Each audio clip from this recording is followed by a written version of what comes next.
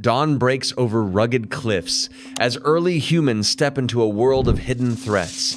Every step could mean a fallen trap or a hidden predator. They did more than hunt and gather. They spent their days dodging dangers that would kill us without running water or medicine. From deadly predators to poisonous roots and frozen limbs, survival meant knowing what to avoid. Over the next 10 parts, we will uncover the full list of the things our Paleolithic ancestors spent their time skillfully dodging, dangers so constant that avoiding them became a full-time job. Early humans learned to read the signs of large carnivores through tracks and scent. They studied paw prints in soft mud and the way claws scraped tree bark. Fresh scat told them which animals passed through and how recently. By following these clues, they kept clear of dangerous predators. When choosing a campsite, they looked for natural barriers and escape routes. Steep ledges, rocky outcrops, and dense thickets formed protective walls on at least 3 sides. They left one clear exit toward high ground in case a hungry pack approached. Camps near waterholes were avoided at dawn and dusk when predators hunted closest to their prey. Nighttime vigilance was essential. Hunters took turns standing guard around the fire while others slept. A rotating schedule ensured that no single person stayed awake too long. The sentry would sit quietly beyond the glow of embers, listening for the crackle of leaves under heavy paws or the low growl of a stalking cat. Silent signals and hand gestures allowed guards to warn the band without extinguishing the fire or attracting attention. A raised hand pointing toward darkness meant to stay huddled. A slow open and close of the fist meant a predator had been sighted but not yet close. These nonverbal warnings gave everyone time to move into safer positions or strengthen the fire's perimeter without panic. Through careful tracking, strategic campsite selection, nighttime watch, and subtle communication, early humans mastered the art of avoiding life-threatening predators and kept their families safe through many dark nights. How did they keep frostbite and hypothermia at bay in an Ice Age world? Ice Age humans chose campsites beneath wind-sheltered caves or rock overhangs. These natural formations blocked biting gusts and trapped warmth rising from the ground. Sleeping against the sun-warmed rock face further reduced heat loss during frigid nights. They timed outdoor tasks to daylight hours when the sun offered its slightest warmth. Hunters set out just after sunrise and returned before dusk, avoiding the deep cold of early morning and twilight. Gathering wood, water, and food always happened in the sunlit hours. To trap body heat, they crafted and layered animal skins. They wore the softest furs close to skin and draped larger hides over shoulders and waist. When sleep approached, they wrapped themselves in multiple layers, creating an insulating shell that held in residual body warmth. At the first sign of numb fingers or toes, they performed immediate warming rituals. Hands were rubbed together over glowing coals, and feet were tucked close to warm bodies. A small fire might be rekindled briefly to thaw skin before returning to rest. Cold limbs were massaged with animal fat, which served both as a lubricant and a minor insulator against frostbite. Through site selection, daylight scheduling, layered skins, and rapid warming routines, Ice Age humans kept frostbite and hypothermia at bay. These methods allowed them to survive sub-zero nights without modern gear or clothing. What desperate measures did they use to prevent starvation? Early humans rotated hunting and gathering tasks to balance food sources. While some members tracked large mammals, others collected berries, roots, and nuts. This division of labor ensured that if a hunt failed, there were still edible plants to fall back on. They established hidden caches of dried meat and edible roots. Meat strips were spread on rocks or smoked over low fires until brittle. Roots and tubers were stored in shallow pits lined with leaves to keep them from freezing solid. These caches provided vital supplies during lean seasons and harsh weather.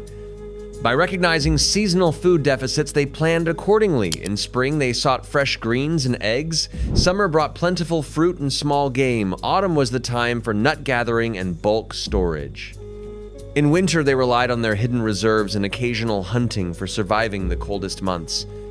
Sharing networks between bands covered lean times. When one group discovered abundant game, they shared portions with neighboring bands in exchange for safe passage, raw materials, or labor. This reciprocal system expanded the range of resources available to each band and reduced the risk of starvation when any single food source ran dry. Through task rotation, strategic storage, seasonal planning, and intergroup cooperation, our Paleolithic ancestors created a resilient food system. These desperate measures kept starvation at bay and allowed human communities to flourish in some of the planet's most challenging environments. Which plants did they avoid to prevent deadly poisoning? Early humans discovered toxic look-alikes through careful trial and error testing. They sampled tiny amounts of new plants by touching leaves to their lips or tasting a crumb. If burning or sickness followed, they spat it out and marked that plant as deadly. They also watched animal feeding behavior for guidance. If deer or birds nibbled a berry or sprig without ill effect, humans took note. Conversely, animals that left a plant untouched signaled danger.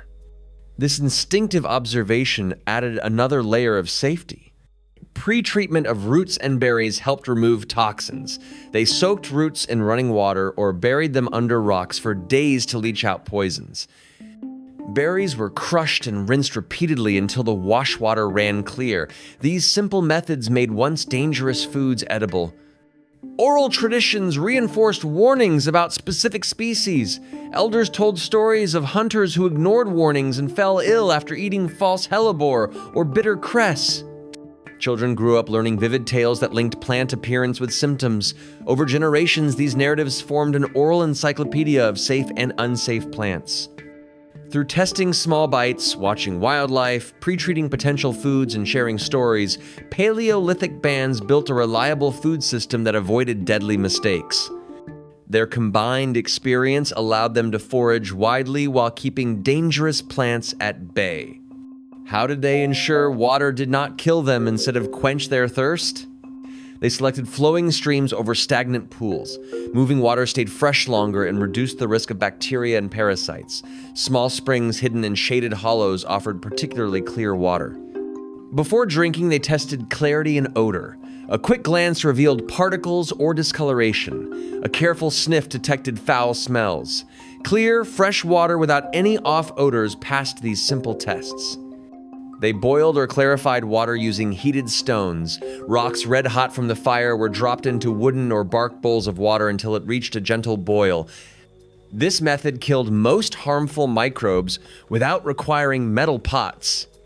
Plant fibers served as primitive filters. They wove grass or thin strips of bark into bundles and pressed water through them. This trapped larger impurities like leaves or fine sediment. Combined with boiling, it made water safe to drink. Through smart source selection, quick sensory checks, simple boiling techniques, and makeshift filtering, early humans kept contaminated water at bay. They knew that fresh water was as essential to survival as food. These methods allowed them to avoid waterborne illness even without modern tools or knowledge of germs. What tool failures did they guard against to keep survival gear intact?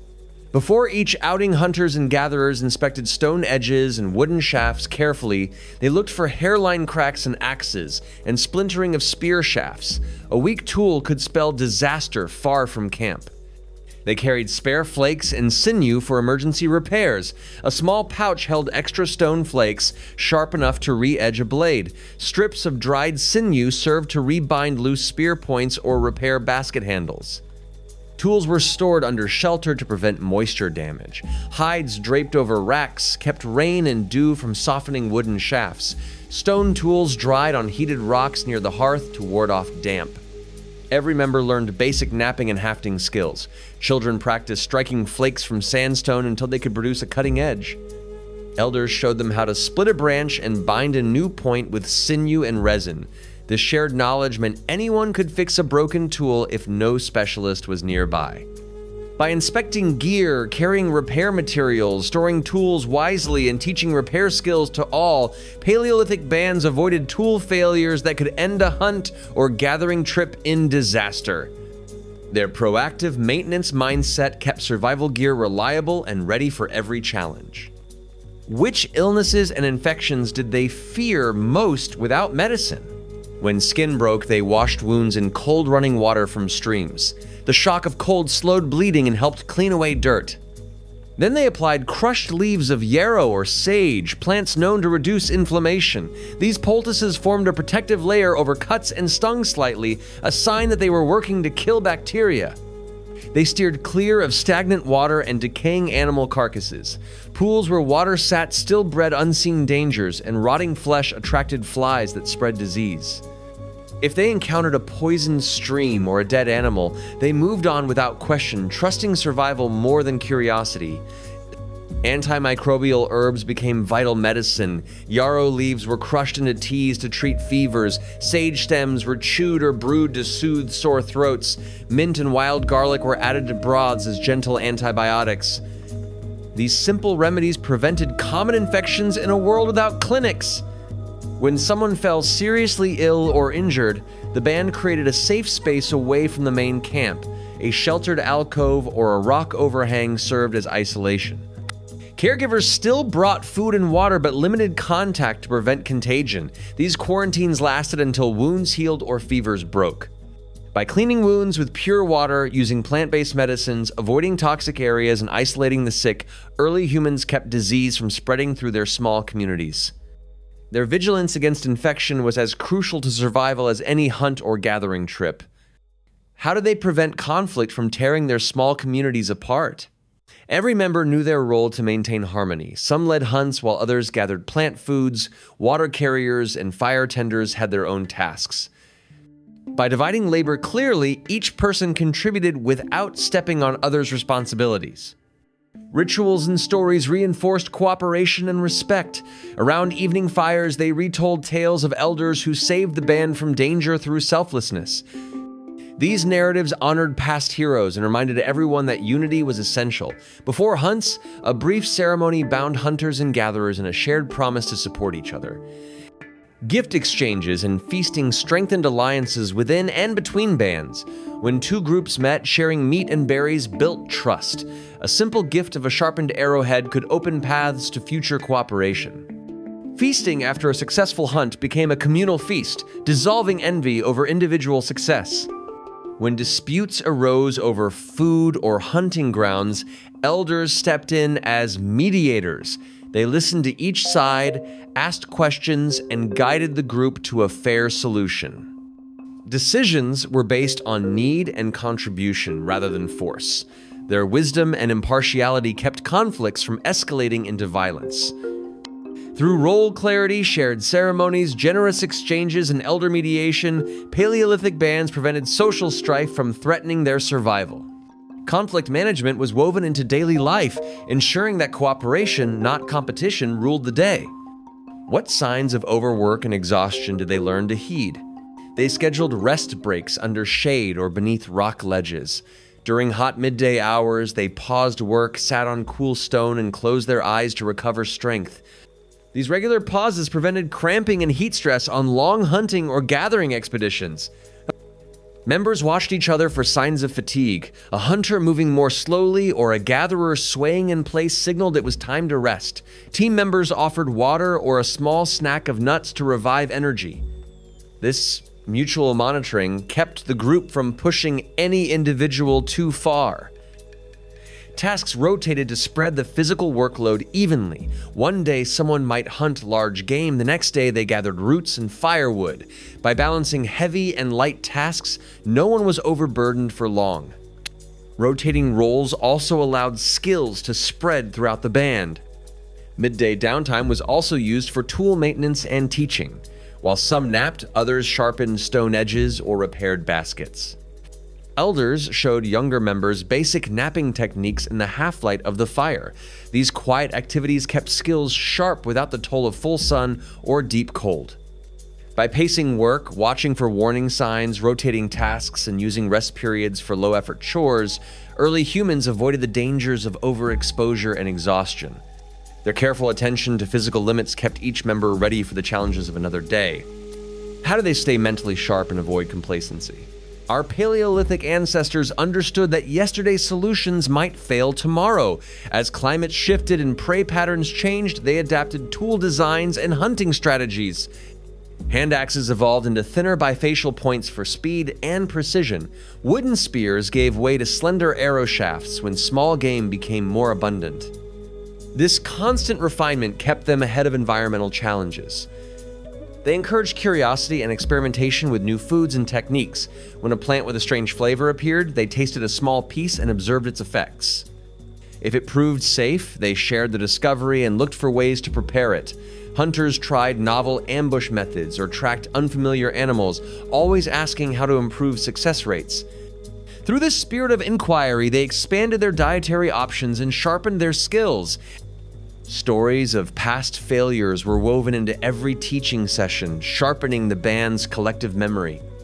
Around evening fires, they retold the tale of the hunter who ignored wind direction or the gatherer who tasted an untested root and fell ill. These cautionary legends became living textbooks that guided future decisions. By sharing failures as openly as triumphs, they prevented the same mistakes from repeating. They maintained mobility and avoided over-reliance on a single camp. When resources near a shelter grew scarce or predators learned its location, the band moved on. New campsites were chosen based on freshwater access, abundant plants, and natural defenses. This nomadic rhythm ensured they never outstayed one place to the point of depletion or danger. Through adaptive innovation, fearless exploration, honest storytelling, and strategic mobility, these early humans avoided the trap of complacency. They stayed alert, kept learning, and remained prepared to face whatever the natural world threw at them. By tracing what cavemen avoided, from predators to poisonous plants, frostbite to social strife, we see a people defined by constant vigilance and adaptability. They succeeded not by brute force alone, but by learning the limits of each danger and weaving complex social and technological responses. In their world, avoiding death was as vital as securing life. Their legacy lives on in our own survival instincts and our continuous drive to innovate in the face of risk.